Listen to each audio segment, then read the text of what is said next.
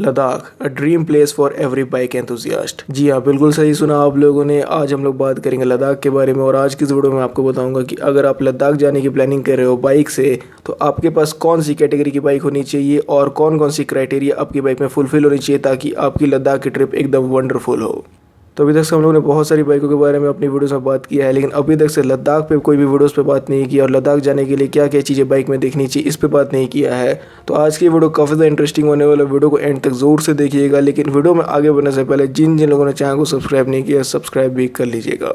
And before starting the video let I make clear myself that यहाँ पे मैं आपको कोई भी बाइक के बारे में नहीं बताऊंगा, कोई एक पर्टिकुलर बाइक के बारे में नहीं बताऊंगा। वही चीज़ बताऊंगा जो कि आपकी बाइक में होनी चाहिए अगर आप लद्दाख के लिए प्लानिंग कर रहे हो। तो अगर आपको बाइक भी खरीदनी है एक लद्दाख पर्सपेक्टिव से, तब आपकी बाइक में ये सब चीज़ें तो होनी ही चाहिए।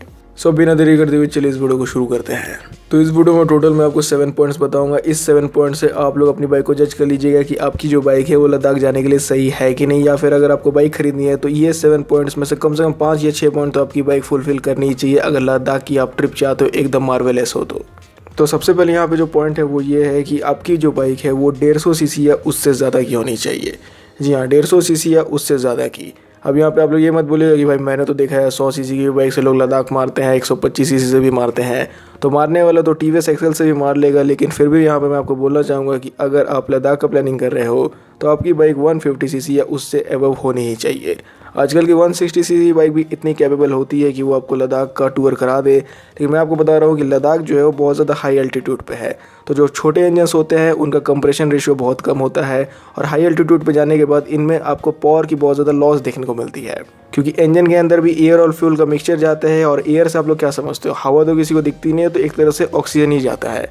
तो एयर के अंदर अगर ऑक्सीजन की सप्लाई बहुत ज़्यादा कम हो जाएगी, एयर की सप्लाई कम हो जाएगी, तो आपकी जो बाइक है वो ठीक से मतलब अपनी मैक्सिमम आउटपुट आपको देगी नहीं, मैक्सिमम परफॉर्मेंस नहीं जनरेट करके देगी। आपको लगेगा कि मेरी बाइक सेकंड थर्ड ईयर पे इतनी अच्छी परफॉर्म करती थी, तो आजकल अब क्या हो गया।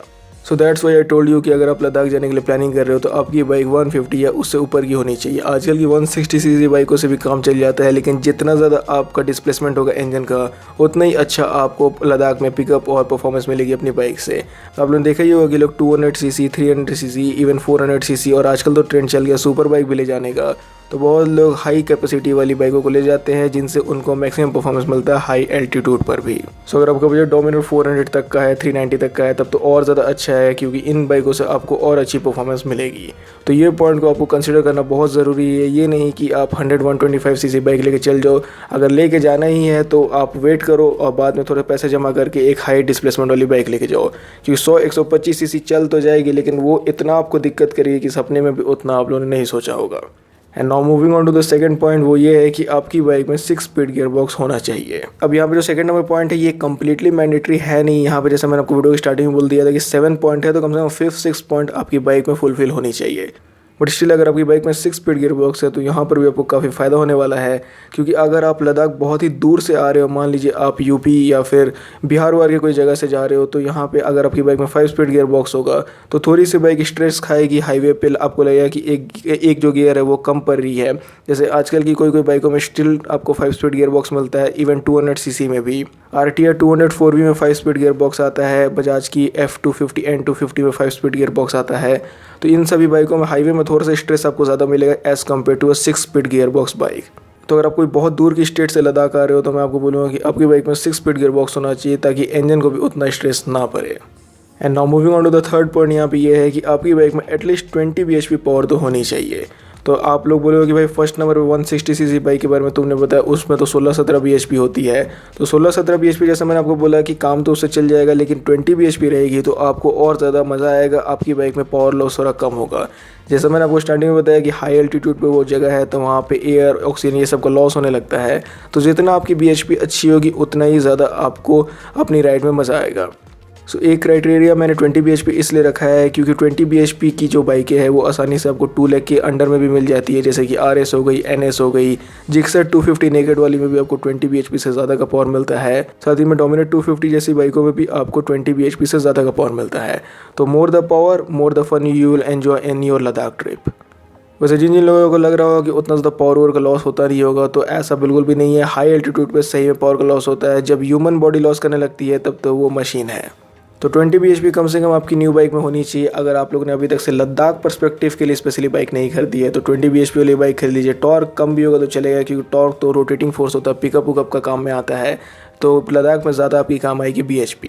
Now moving to the fourth point, and this point is very important for Ladakh perspective. वो ये है कि आपकी बाइक में नॉन एग्रेसिव राइडिंग पोस्चर होना चाहिए। जी हाँ, नॉन एग्रेसिव। और नॉन एग्रेसिव से मेरा मतलब है कि आपकी बाइक फेयरिंग डिज़ाइन, अगर आप लोग चाहते हो फेयरिंग डिज़ाइन लेके जाना तो ठीक है, लेकिन फेयरिंग वाली बाइक लेकर लद्दाख मत जाइए, क्योंकि आपकी बैंड बच जाएगी। Like you have notice in fairing bike आपको बहुत ज़्यादा एग्रेसिव राइडिंग पोस्चर देखने को मिलता है, जैसे कि KTM RC सीरीज़ हो गई, R15 हो गई। इनका हैंडल बार इतना ज़्यादा झुका है कि बहुत लंबे देर तक एक बार में चलाने से आपके हाथ में दर्द हो जाएगा, पीठ में दर्द हो जाएगा। अगर पीछे लगेज है तो वो भी आपके ही ऊपर प्रेशर डालेगा, तो यहाँ पे आपको बहुत ज़्यादा दिक्कत आएगी अगर आपकी बाइक में एग्रेसिव राइडिंग पोस्चर है तो। और एग्रेसिव राइडिंग पोस्चर अभी भी आप लोगों नहीं समझ में आया तो सीधा बोल देता हूँ कि अगर आपकी बाइक को झुक के आपको चलाना पड़ता है तो ये सब बाइक को ले जाने से आपको लद्दाख में बचना चाहिए, क्योंकि लद्दाख में वैसे टेरेन आपको मिलते हैं जहाँ पे रोड बहुत बार बहुत अच्छे मिल जाते हैं और रोड कभी कभी ऐसे मिल जाते हैं कि वहाँ रोड भी नहीं रहते हैं।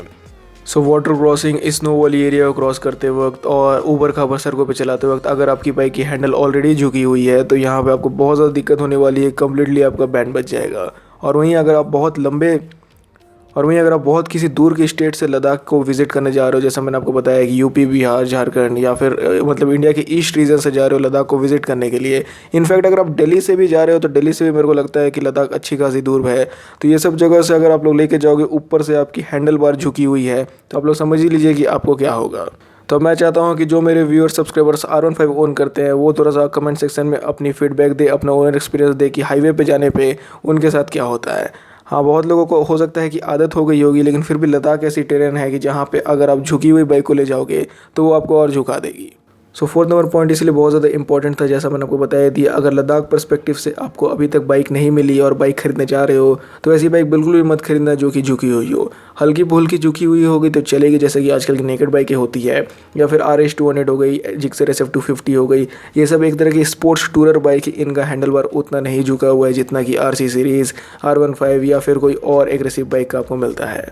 अब मैं जानता हूँ कि बहुत लोग कमेंट सेक्शन में आएंगे, बोलेंगे कि भाई मैंने तो देखा है बंदे ने R15 से मार ली, KTM RC सीरीज से मार ली। तो देखिए, मैंने आपको क्या बोला वीडियो की स्टार्टिंग में कि मारने वाला 100 सीसी से भी मार सकता है, 125 सीसी से भी जा सकता है, तो वो R15 और RC सीरीज से क्यों नहीं जा सकता है। लेकिन बात है यहाँ पे आपकी कंफर्ट की, बात है यहाँ पे आपकी सेफ्टी की, और बात है यहाँ पे आपको कौन सी बाइकें सबसे अच्छी फील कराएगी लद्दाख की tour. So as according to my opinion वो सब बाइकें एग्रेसिव राइडिंग पोजीशन वाली आपको दिक्कत करा सकती है लद्दाख टूर पे। And now moving on to the fifth point, which is pillion seat height should not be high. So ये भी एक बहुत ही इंपॉर्टेंट फैक्टर है, और इससे मेरा मतलब ये है कि अगर आप वैसी कोई बाइक ढूंढ लेते हो जिसकी पिलियन सीट हाइट बहुत ज़्यादा हाई है तो यहाँ पर भी आपको काफ़ी ज़्यादा दिक्कत होने वाला है, क्योंकि लगेज आप अपना कहाँ बांधोगे। जैसे मान लीजिए आपके पास RC सीरीज़ है, मान लीजिए अगर आपके पास R15 है, या फिर वैसी कोई भी बाइक है जिसकी पिलियन सीट हाइट बहुत ज़्यादा हाई है, तो आप लोग वहाँ पे अगर लगेज बांधोगे तो लगेज का जितना लोड है वो आपकी बैक पे आएगा। बट वेट यहाँ पे और आगे बढ़ने से पहले अगर आप लोगों को लग रहा होगा कि लद्दाख सीरीज़ से ज़्यादा R15 या RC सीरीज़ की बुराई कर रहा हूँ, तो ऐसा बिल्कुल भी नहीं है। सिर्फ मैं आपको बता रहा हूँ कि कौन सी कंडीशन के लिए कौन सी बाइकें सही है। तो अगर आपकी पिलियन सीट हाइट बहुत ज़्यादा हाई है तो लगेज बांधने में स्पेशली काफ़ी दिक्कत आएगा, और लगेज की सब लोड बैक पे पड़ेगी, और बैक पे लोड पड़ेगा तो बहुत जल्दी थकोगे। हो सकता है कि ज़्यादा थकने की वजह से आपकी जो बाइक है वो आपसे आउट ऑफ कंट्रोल हो जाए अगर ज़बरदस्ती चला रहे हो तो। सो ड्यूक 390 है, अगर आपके पास FZ25 है, डोमिनर 400 है, NS 200 है, तो इस टाइप की जो बाइकें हैं वो लद्दाख के लिए ज़्यादा सही रहती है, क्योंकि उनकी पिलियन सीट हाइट उतनी ज़्यादा नहीं है। पल्सर 220 की भी सीट हाइट ठीक है, क्योंकि बहुत ज़्यादा हाई नहीं है। हाई सीट हाइट वाली पे आप सबसे पहले तो लगेज नहीं बांध पाओगे, और अगर लगेज बांधते हो तो सभी गिर के आप ही की पीठ पे आएगी, और फिर बाद में आप ही को पेन होगा और बार बार उनको टाइट करना पड़ेगा चलते वक्त। तो अगर बहुत ज़्यादा लगेज लेके जा रहे हो तो इस टाइप की बाइक ले जाने से बचो। और वहीं अगर आपके पास कोई साथ में सेकेंडरी बाइक है, या फिर कोई सेकेंडरी कार पीछे से आपको एस्कॉर्ट कर रही है, तो ये चीज़ अगर आप मिस भी करते हो तो कोई दिक्कत नहीं है। मेरा मतलब ये है कि अगर आप कोई वैसी बाइक लेके जा रहे हो जिसकी पिलियन सीट हाइट बहुत ज़्यादा हाई है, लेकिन आपके पास पीछे से एक कार भी आ रही है, कार अगर आपके पास बहुत ज़्यादा पैसे जो आपके लगेज लेके आ रही है, तब आपको दिक्कत होगी नहीं। कौन सा आपको अपनी पिलियन सीट में लगेज बांधना है, तो यहाँ पे लगेज की वजह से आपको नहीं दिक्कत आएगी अगर आपका जो सामान है वो कोई दूसरा ढो के ला रहा है तो। But being as a solo rider ये चीज़ आपको ध्यान देने की ज़रूरत है। Now moving on to the sixth number point, which is also very important for a Ladakh perspective ride, which is liquid cooling system should must be in your bike if you are planning for a Ladakh trip. तो जी हाँ, अगर आपके पास घर में 2-3 bike है, उसमें से अगर आपको चूज़ करनी है कि कौन सी बाइक ली जाए, चाहे लद्दाख के लिए या फिर अभी तक से बाइक नहीं खरीदा है लेकिन मन में है कि इससे लद्दाख ट्रिप मारनी है, तो वो बाइक को खरीदना है जिसमें कि आपको लिक्विड कूलिंग मिलती है, क्योंकि लिक्विड कूलिंग ही आपको ज़्यादा अच्छी फील कराएगी और आपके इंजन को स्ट्रेस भी कम देगी अगर आप लद्दाख का टूर करना चाहते हो तो। लंबे स्टेट से आ रहे हो, अगर इंडिया के कोई ईस्ट रीजन से आ रहे हो, तो लिक्विड कूलिंग इंजन आपको बार बार रुकने नहीं देगी, क्योंकि अगर आपके इंजन में एयर कूल्ड होगा, ऑयल कूल्ड होगा, तो आपको इंजन को भी उतना बार ठंडा करना होगा, उतना ही बार उसको हॉल्ट देना होगा। And all the high altitude liquid cooling अगर आपके इंजन में कंप्रेशन बहुत ज़्यादा कम हो रहा है तभी आपके इंजन को ओवर हीटिंग करने से बचाएगी। एयर कूल्ड इंजन और ऑयल कूल्ड इंजन में थोड़ा सा हीटिंग इश्यूज़ आपको होगा, थोड़ा सा एयर कूल्ड में तो बहुत ज़्यादा होगा, ऑयल कूल्ड में मतलब काम चल जाएगा, मिक्स है वो, एक तरह का मॉडरेट हो जाएगा ऑयल कूल्ड में, लेकिन लिक्विड कूल्ड होगी तो सबसे बेस्ट एक्सपीरियंस आपको मिलेगी। सो लद्दाख के लिए अगर आपको कोई बाइक लेनी है तो ध्यान रखिएगा आपकी बाइक में लिक्विड कूलिंग टेक्नोलॉजी होनी चाहिए, क्योंकि ये सबसे एडवांस लेवल है कूलिंग टेक्नोलॉजी का। मतलब बाइकों में 3 ही तरह की कूलिंग आती है, एयर, ऑयल और लिक्विड। इन तीनों ही पे मैंने वीडियोस बना रखा हुआ डेडिकेटेड, आपको ये भी बताया है कि तीनों किस तरीके से काम करती है, तो वो भी आपको मेरे प्लेलिस्ट ऑटोमोबाइल ज्ञान में देखने को मिल जाएगी।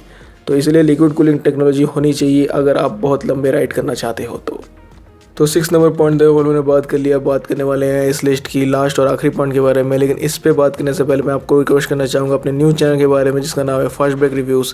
तो जिन जिन लोगों ने इस चैनल को सब्सक्राइब नहीं किया ज़रूर से सब्सक्राइब कर लीजिएगा, क्योंकि ये भी मेरा न्यू चैनल है, इसमें आपको कार रिलेटेड वीडियोज़ देखने को मिलेगी। तो चैनल की लिंक नीचे आपको डिस्क्रिप्शन बॉक्स में मिल जाएगी। एंड वहीं इस वीडियो में मैंने आपको बताया कि किस तरह की बाइकें सही होती है लद्दाख ट्रिप के लिए, और वहीं अगर आप लोग चाहते हो कि कौन कौन सी बाइकें स्पेशली आपको ले जानी चाहिए लद्दाख के लिए, 150 सीसी सेगमेंट में कौन सी ले जानी चाहिए, 200 में कौन सी, 300 सीसी में कौन सी, तो अगर आपको स्पेशली बाइकों की वीडियोस देखनी है कि कौन सी बाइकें सही रहेगी लद्दाख ट्रिप के लिए, तो कमेंट्स में ज़रूर से बताइएगा। उस वीडियो पे भी मैं काम करने की ज़रूर से कोशिश करूँगा। So do let me know your opinions in the comment section. And now moving on to the last and final point of this video which is dual channel ABS। तो जी हाँ, अभी भी इंडिया में बहुत सारी बाइकें आती है जिनमें कि सिर्फ आपको सिंगल चैनल ABS देखने को मिलता है, जैसे कि NS 200 हो गई, फिर पल्सर 220 हो गई। इस तरीके की जो बाइकें होती है उनमें आपको अभी भी सिंगल चैनल ABS मिल रहा है। तो यहाँ पे मैं भी आपको बोलना चाहूँगा कि आपकी बाइक में डुअल चैनल ABS ज़रूर से होना चाहिए अगर आपको लद्दाख ट्रिप मारनी है तो, क्योंकि लद्दाख में बहुत सारे टेरेन ऐसे हैं जहाँ पे अगर आप लोग ब्रेकिंग करोगे तो आपकी अगर टायर लॉक होगी और वहाँ पे आप लोग फिसल जाओगे। सो लद्दाख में भी बहुत सारे टेरेन ऐसे हैं जहाँ पे अगर आपकी बाइक में डुअल चैनल ABS है नहीं तो आपकी बाइक लॉक हो सकती है, और लॉक होने की वजह से आप स्लिप खा के गिर जाओगे।